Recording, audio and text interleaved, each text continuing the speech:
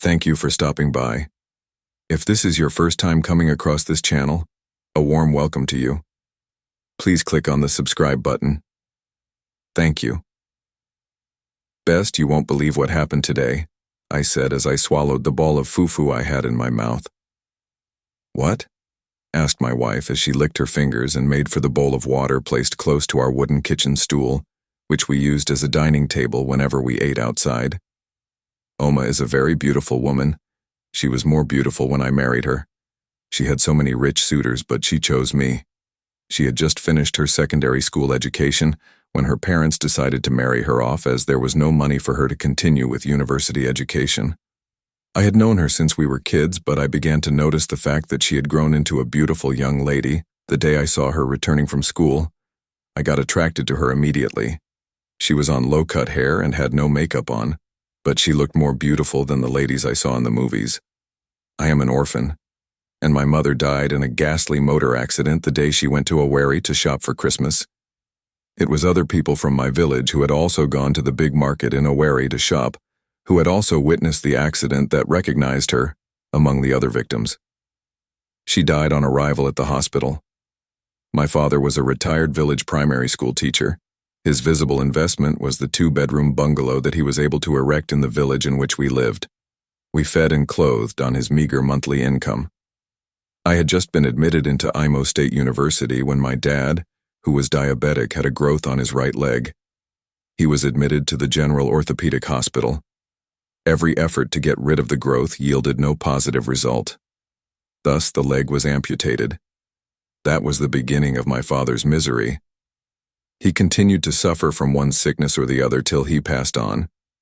I had his ATM card, and I made most of the withdrawals, so I was able to still access his money until the money stopped coming. Thank God I listened to my father's friend who advised me to drop out of school and start up a business with the money in my father's account. The money was able to start up a little provision shop for me. I constructed the shop with planks. I had just started managing the shop when I met Oma. I was going to visit Chike, my friend, the day I met her on the road. She walked past as she greeted. Oma and I were within the same age range, and she knew. But she was quite cultured, unlike some other girls of her age who had just attained adulthood and ignored the simple courtesy of greetings. I responded as we jostled on the path. It was my fault, though. I couldn't maintain a particular part of the path. A week later, she came to buy sachets of cowbell milk, Milo chocolate, and 2 loaves of label-free small bread, which I got from the bakery situated a few kilometers away from my village. I was excited to see her. I packed her purchased goods and added 2 sachets of cowbell chocolate. I'm doing a promo, I lied. That was actually my gain in that role. She smiled as she thanked me, collected the black nylon, and left. I watched her as she walked away, swinging her waist. Her visits to my shop became regular. She would always come to buy articles as small as sweets. It was after I had married her that she confessed that she began to crush on me from the first day she came to buy things for tea. How we aligned emotionally was inexplicable. One cold evening, my uncles, Achike and Udeme, invited me for a meeting. I was told that I needed to marry because I needed to have children so my father's name won't be lost.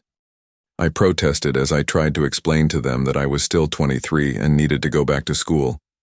They made me understand that marriage won't stop me. I'm still young, Oma said, when I tried to explain to her that I would only listen to my uncles if she agreed to marry me. It took much persuasion for Oma to agree. Her parents had wanted her to marry as soon as possible, but she had the liberty to choose who she liked. Being free to make the choice made no sense to her. All she wanted was to stay back at home and continue with her education. I assured her that we would both get back to school after we were settled. Oma's parents never wanted me as a son-in-law because I hadn't much to offer. Fortunately, Oma insisted on marrying me. Thanks to my uncle's support, I was able to meet up with supplying the items required for the marriage rites. We wedded in St. Teresa Catholic Church in our village and headed to Oma's compound for traditional marriage.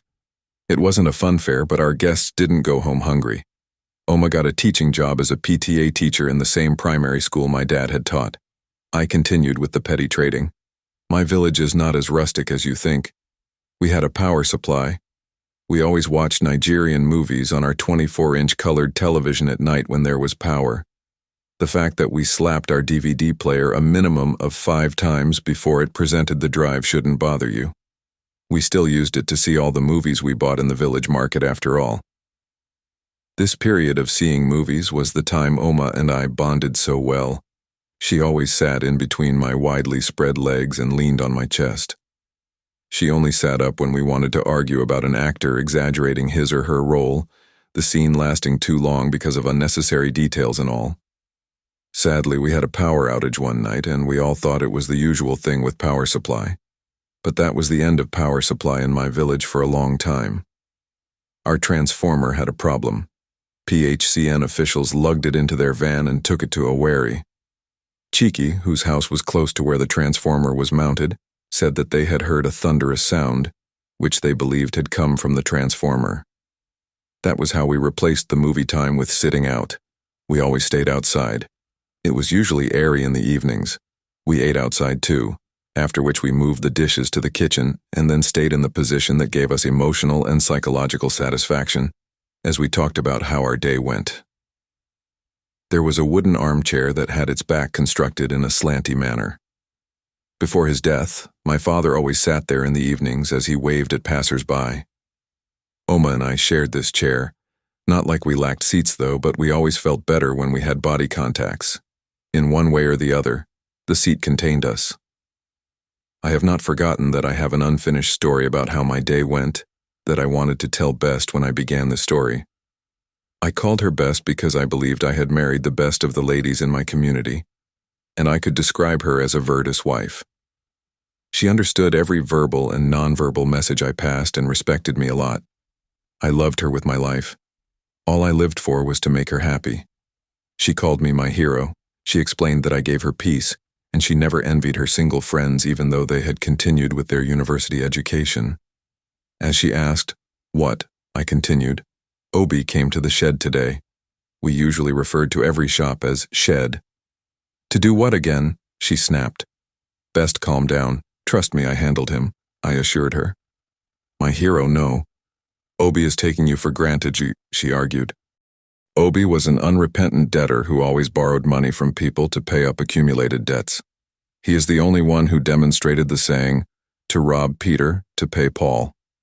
Whenever his creditors accosted him, he told them that he would start paying up from the creditors whose amount of debt was higher. Obi always bought goods on credit from me. On several occasions, he had put up dramas that compelled me to give him the articles he wanted. Most times, he went as far as weeping. Unfortunately, his luck charm failed him this last day. He came and began with kneeling, then prostrating. I knew what was next, so I gave him the surprise of his life. I took the same position and began to plead that he never return to my shop ever in his life and threatened to cut his head off with a machete. Best was laughing uncontrollably before I could finish. I was laughing too. Our laughter came to a halt when P-Square's Ifunanya began to play in her Nokia E-series phone. She looked at me before she picked up the phone. She pressed the receive button and placed it on her ear but said nothing. She only listened for about a minute and pressed the end button. She just smiled as she said the call was from her network provider. I also had such calls, so I understood what she was talking about. I was done eating, and we took in the dishes. We finished our morning devotion, and Best said she needed us to talk. I wondered what it was that couldn't wait till we were settled in the evening. I always opened the shop as early as 6 a.m. People who made breakfasts for school children always patronized me at that time. Best always woke up to prepare breakfast and to get set for school. I always prepared our lunch to save her the stress as she needed to eat immediately when she returned from school. I asked if the discussion could wait until we returned, and she said it could. I had so many customers that day. Ezigo, a man in his 40s who is the wealthiest man in my community, had returned home a day before. His return always attracted people from far and near because he was a generous man. Among these people are young boys who always played ogeni for him. He always gave them a huge sum of money as kolanut. The elders who also went to welcome him also received a good sum.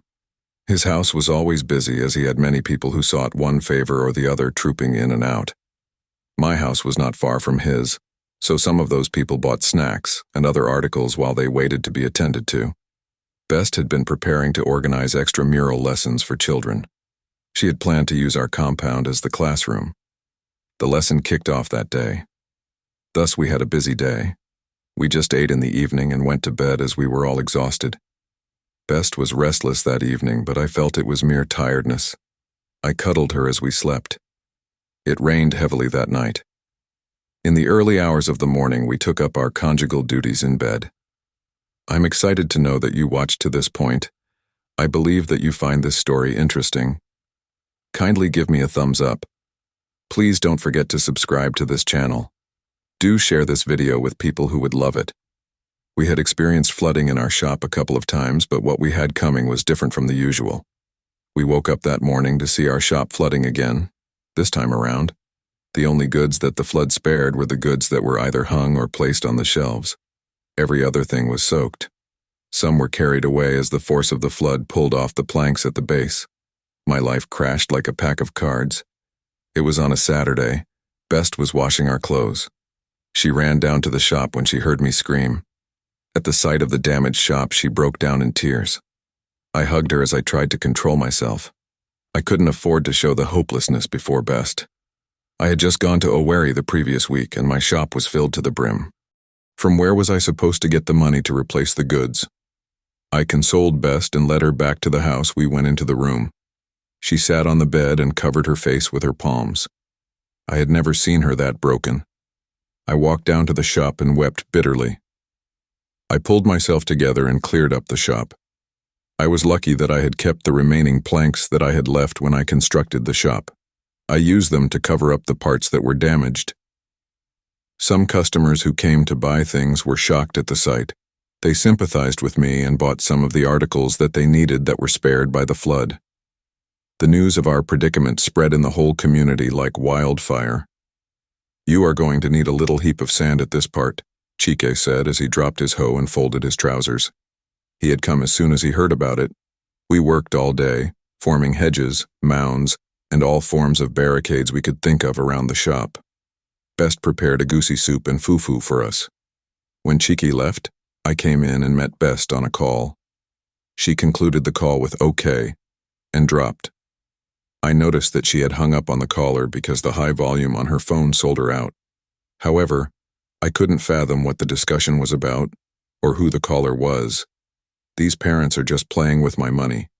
How do they want me to be encouraged to continue teaching their children when they are not paying up? "I think I have to be strict on this payment matter," she said as she dropped the phone on the bed. I told her to give them a little time and urged her not to let our predicament get to her as it would jeopardize her relationship with the kids. The goods in my shop were diminishing, but I wasn't getting up to half of the capital that was worth going to Owerri. My customers reduced drastically because I wasn't able to provide all they needed. Udemy, my uncle, had died a year ago, and Uncle Achike, who had fallen sick, was moved to Lagos to stay with his daughter and her family. I would have sought help from them if they were available. I was still planning on how to call Auntie Nwaneka, Uncle Achike's daughter, to ask for help.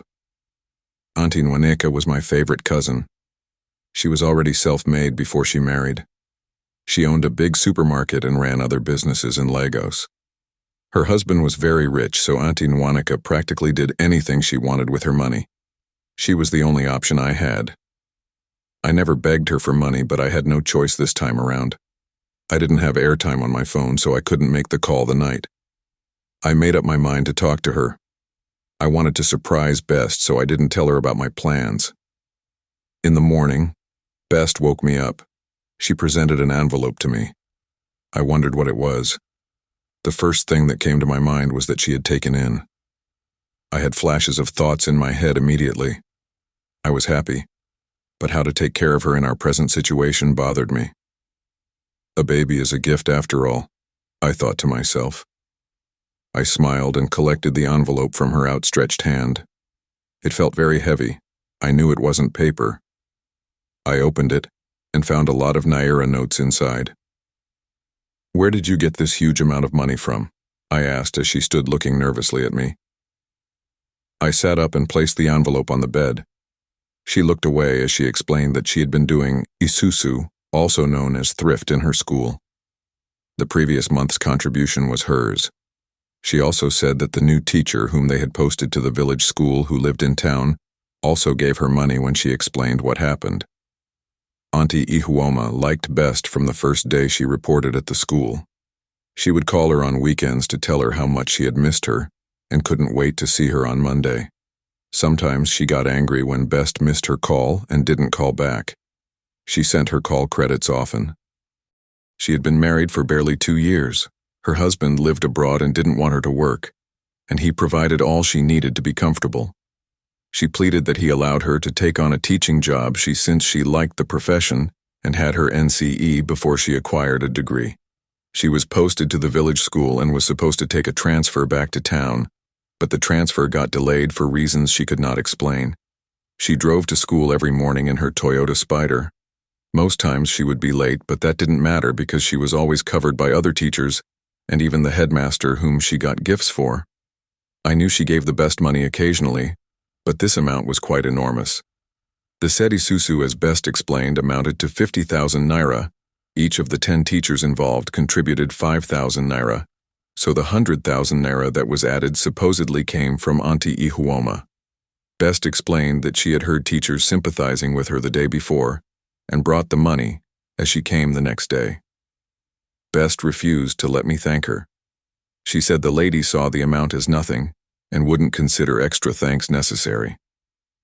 I told her about my plans to talk to Auntie Nwanika, and we ruled it off as our problem had been solved. Business bounced back fully the next week as I had refilled the shop. Best told me that Auntie Ihuoma was going to bring a freezer for her the next day. She needed to give out the one she had bought last year, because her husband was going to send her a bigger and more sophisticated one. The freezer was so clean that there were no traces that showed that the freezer had been used at all. Rich people use gadgets richly, I thought to myself. From the gains we made from sales, we bought crates of soft drinks and beer, a few plastic tables and chairs. Best, who had already closed her extramural lessons, began to prepare ugba, and we began another type of business, a beer parlor. Our customers would sit at a corner of the shop to eat, drink, and converse loudly in the evenings. Our lives began to change gradually, and we made so much money from the bar. There was something weird about Best's behavior. Most times, she seemed lost. We had decided not to proceed with childbearing yet, until we were done with having our degrees. I thought that it may have been the problem, but she said she still wanted us to wait. I couldn't place what was wrong because she pretended to be fine each time I asked. As Christmas approached that year, with the money we saved, we paid someone to construct a bush bar for us. We stocked up the shop with a variety of drinks. Best contracted some village women to supply her with ugba and other needed ingredients. We sold well-prepared bushmeat too. Thanks to our people who returned from the cities who patronized us incessantly, we made bountiful sales that year that Best suggested I got a car in January, so I won't be stressing myself pushing home my wares from the bus stop with a wheelbarrow.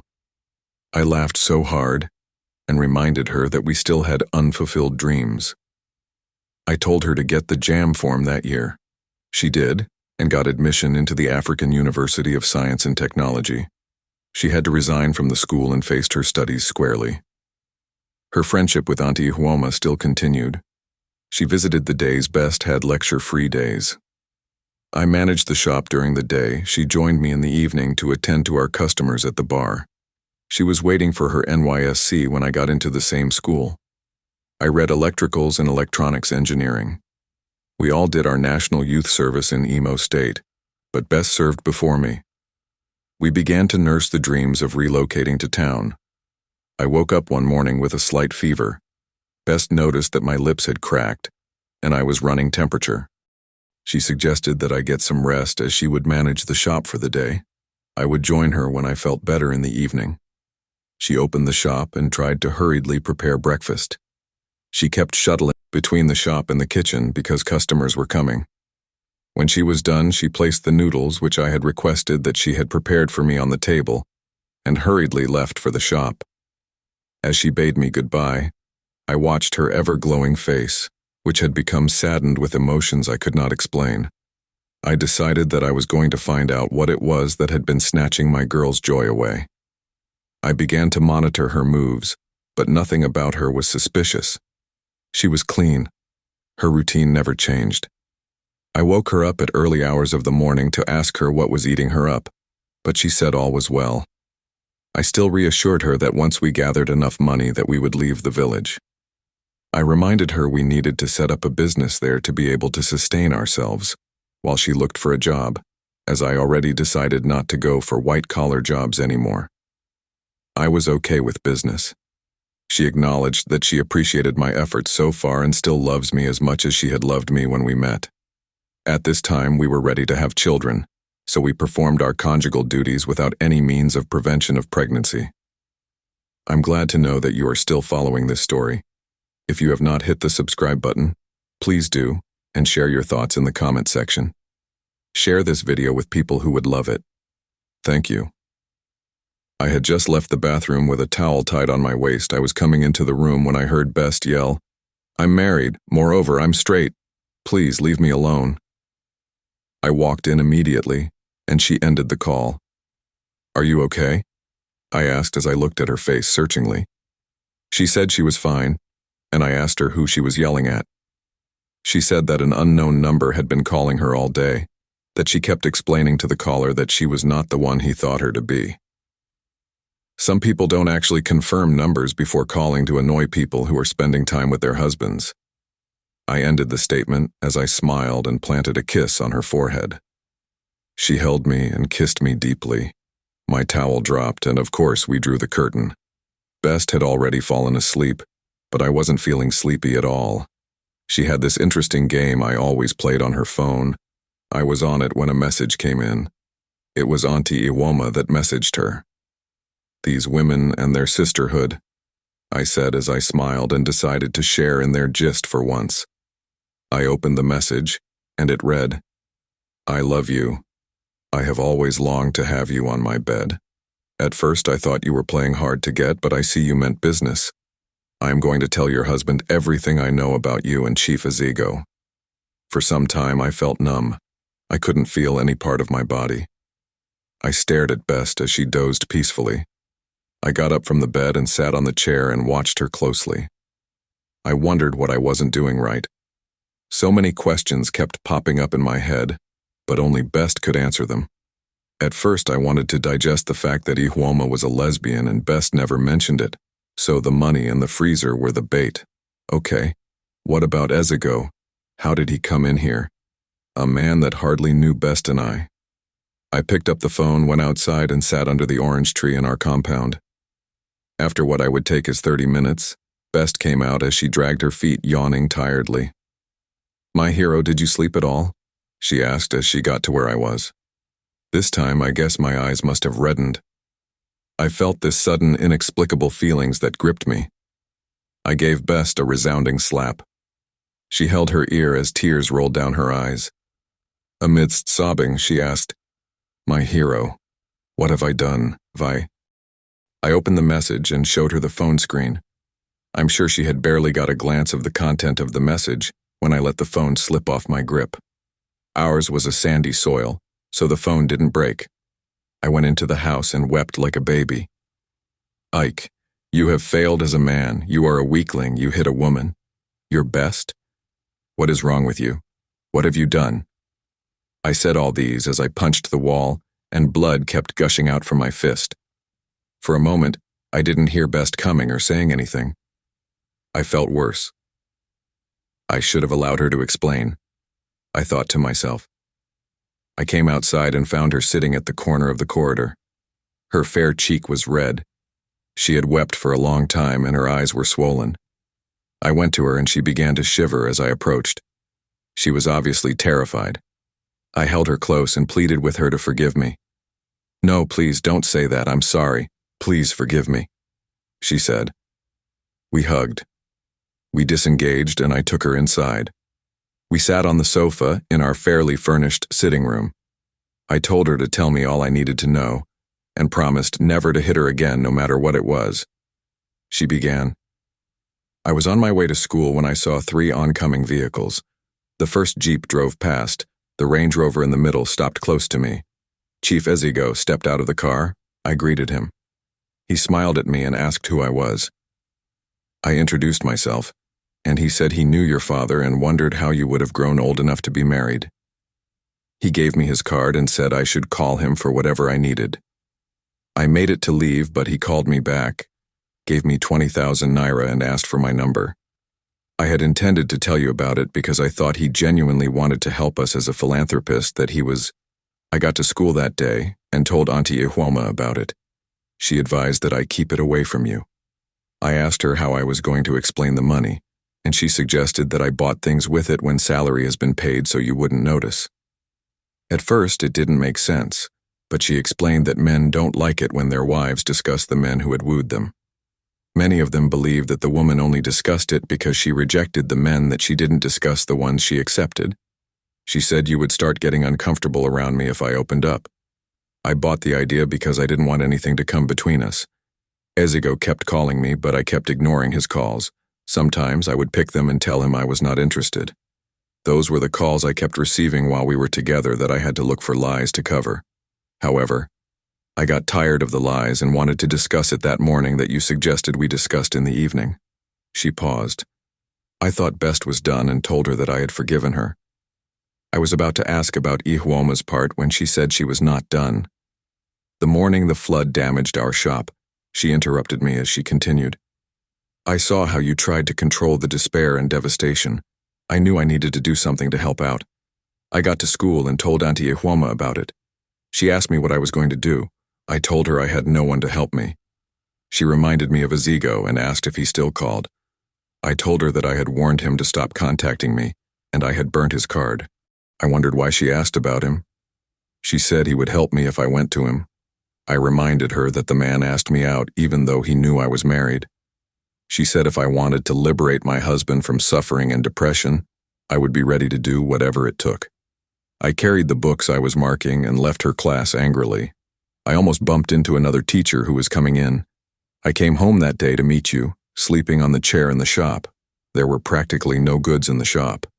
Even while you slept, I saw the hopelessness and weariness. I passed the night thinking of how to help. I resolved that I was going to give in to Ezigo's desires, but the problem was how to contact him as the security in his house was nothing close to being porous. Auntie Ihuoma made some efforts and got the number for me. I called Ezigo, and he sounded so excited. We fixed a date, Auntie Ihuoma covered me in school, and Ezigo and his driver picked me up at the junction. The road was deserted. It was the period when people were in schools, farms, markets, and offices. I was sure my secret remained secret. We went to a very exquisite hotel. The room was well furnished. We sat on the bed as I told him why I had come to see him. I pleaded with him to lend me the money that we would pay back when things returned to normal. He smiled and said he would give me the money, that I would only make him happy and I would go. He made so many promises that I was sure he would fulfill, but all I needed was just 120,000 naira as you have calculated the night before. He brought out his briefcase and handed a wrap of notes to me. I knew it was more than 120,000 naira. I wished that Ezigo would let me go, but he had barely handed over the money to me when he started sniffing around my neck. Before I could say a word, he had unbuttoned my shirts. When I resisted, he threatened to collect the money, but I gave in. He brought out a wrap of condom. I wept all the while he thrusted.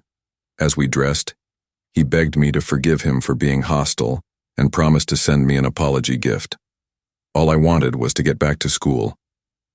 He dropped me off at the junction, and I took a bike to school. Immediately I got back. Auntie Ihuoma, who was beginning to get worried as school was about to dismiss, became so furious when I came in. I wondered why she was extremely infuriated. She explained that she was worried. She drew a chair, and I sat. She asked for a detailed account of how the whole act went, especially the sexual part. I told her all that had happened. The pupils played noisily as we were engrossed in our discussion. We counted the money, and it was 500,000 naira. I had mixed feelings. Auntie Ihuoma suggested I give you 150,000 naira, as 500,000 naira would raise a brow. She advised that I keep the remaining money and that I should keep adding it bit by bit to relieve you of some other household expenses. Ezego noticed I didn't pick up his call anymore, and he sent me a message. Little Angel, go to Higher Thermocool showroom at Enugu Road, Owerri. Meet the manager and pick up any freezer you want. I would pay.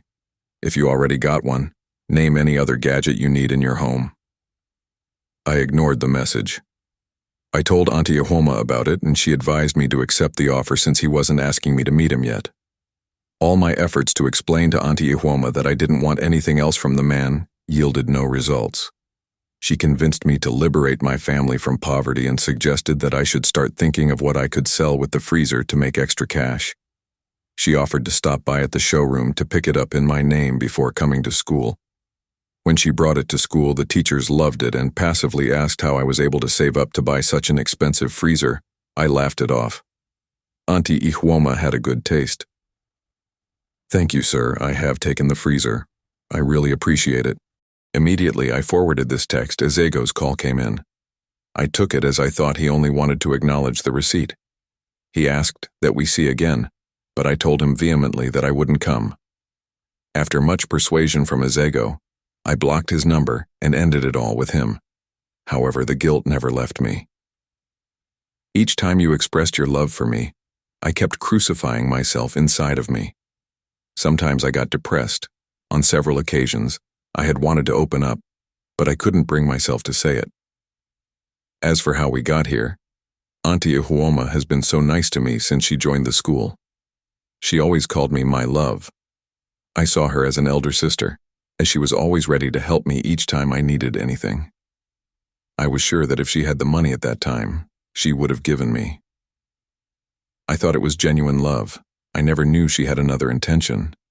I never knew she was a lesbian until she opened up to tell me about her sexual orientation, and I told her I was straight and that I had never been attracted to my fellow woman. I began to feel uncomfortable around her when she began to send me romantic messages.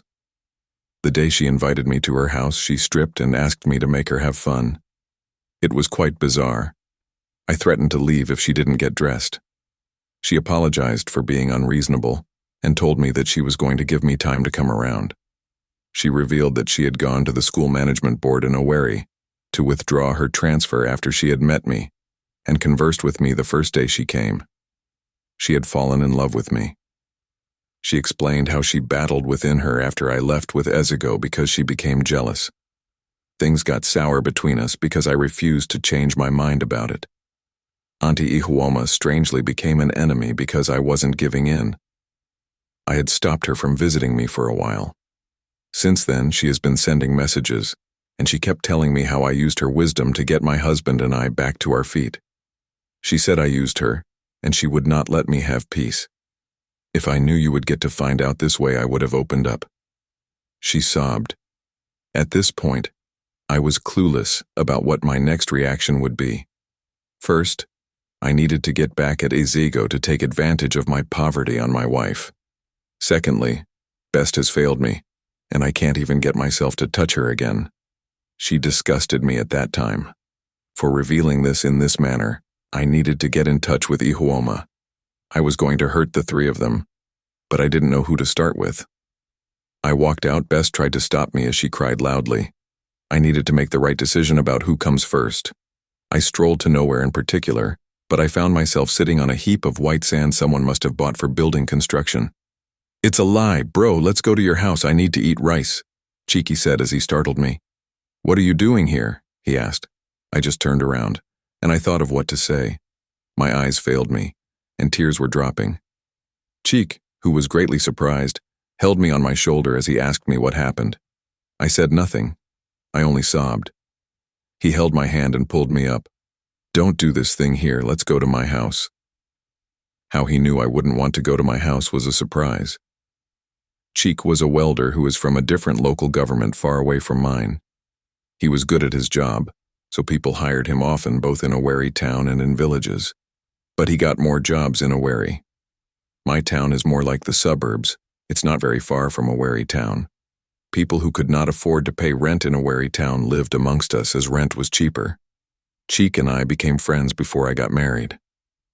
He dropped out of school in JS3, and his parents enrolled him in the apprenticeship program of 7 years, where he learnt welding. He started living in my community at 19. We would always visit each other. Sometimes, I would go to work with him in Owerri when I was free, and he would always give me some money. He was indeed a nice guy. Education didn't create any gap between us.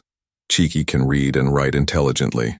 He later enrolled in evening lessons and wrote WAEC examination 2 years after, and he cleared his papers.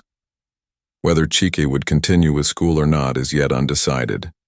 As we got to his single room, which was in the middle of other rooms in the L-shaped building, we settled in, and he asked me what happened. I wasn't able to keep anything to myself. I needed to rant. I needed a relief. I needed someone to tell me that I was dreaming. I never believed that Best could let any man touch her for whatever reason. I talked about how I was going to deal with the 2 people who brought me this pain, and how I was going to end the marriage with Best. Cheeky listened attentively as I spoke. When I was done, he drew the plastic seat he sat on very close. Now listen, Ike. I understand how you feel. At this time I had calmed down. Would you listen to me if I told you what I think would work? Have I ever advised you wrongly? Cheeky asked again. I confirmed that he has been my confidant and has never misled me. He began, Your wife has done what is evil, but the evil has liberated you from poverty. Yes, it hurts, but she found herself in a position where she couldn't do anything. Do you think she enjoyed sex with that evil man? Has there been any other case of infidelity? Do you know how much she has beaten herself because of this? If you decide to end the marriage, you have a case, and she doesn't. But can you really live without her? Would you want another man to pick her up from the place you are about to dump her and treat her better? God forbid, I shouted as I imagined losing Best. Cheek smiled as he continued, God forgives you countless times even when you sin without reason. Now you want to abandon a woman who gave up her happiness to put a smile on your face. Forgive your Best, and forget that this happened. Don't ever use it against her if you don't want to ruin your home. I'm not married, but I know that every marriage has its own challenges. If Best had shown no remorse, I won't be giving you this advice. I would have helped you move her things by now. Both of us would have been eyeing Ogambakwe's daughter. I didn't know how I managed to laugh. Cheeky really liked Ogechi, Ogambakwe's daughter who just returned from the National Youth Service. He went on, Just go home and reconcile with your wife. It was a one-time thing and the devil wants to capitalize on it to bring your family down. As for Ezigo, I suggest you let it go. Not because he is rich, but because you are going to be the one to publicize your wife's infidelity. Everyone would see you as a weakling. Your wife is not the only one he had slept with. What I don't know is if they got as much as your wife got for a one-time thing. Moreover, he has many young mistresses, so it's no news. You know I work for these rich men, so I see a lot of things when I go to fix one thing or the other in their houses. Since he's no longer contacting your wife, let the sleeping dog lie. I rubbed my palms on my head as I thought over all he said. Then I asked, What about that Deputy Lucifer, Ihuoma? He giggled. You are going to tell Oma to call her and place the phone on Speak Out. Tell her you know the role she played, and tell her to stay away from your wife. She is only a defeated, cheap blackmailer.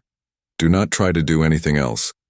Yes, she aided your wife's infidelity, but your wife is also an adult.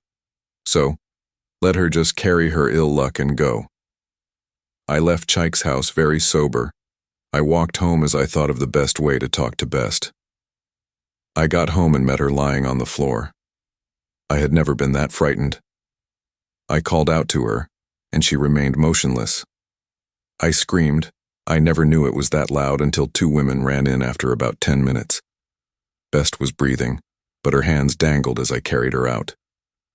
The women kept looking for bikes as I walked to the junction.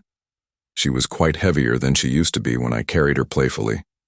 I noticed that she had put on some weight. Your wife is doing fine.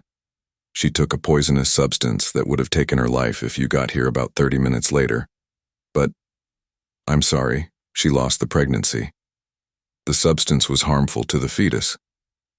The doctor patted my back as he left. I never knew that Best was pregnant. I guess she didn't know either. I wept bitterly. I blamed myself for not being there for her. Best was staring at the ceiling when I entered the hospital room that she shared with 2 other women. She looked pale. I came in, and immediately she got a glimpse of me. She said amidst tears, "My hero, I'm sorry." I hugged her tightly as we wept.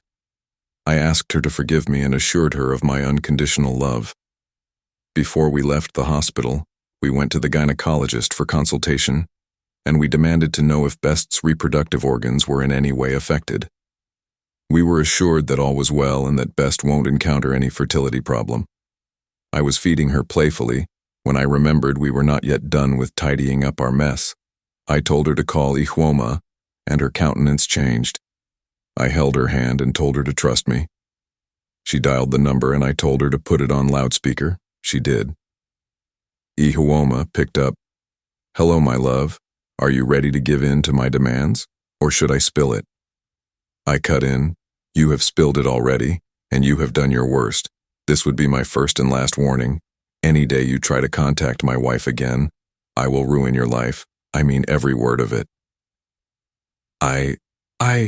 She stammered as I dropped the call. We laughed uncontrollably. It's been 5 years now, and whenever I watch Best playing with our kids in our well-furnished house in Owerri, I remember how we began, and I thank God for a friend like Cheek. God never forgot him either. He got a contract from the government with the help of one of his rich customers. He also lives in Owerri with his family. Thank you for watching. Please subscribe and give me a thumbs up. Do share the video with someone who would love it. Kindly share your thoughts in the comment section.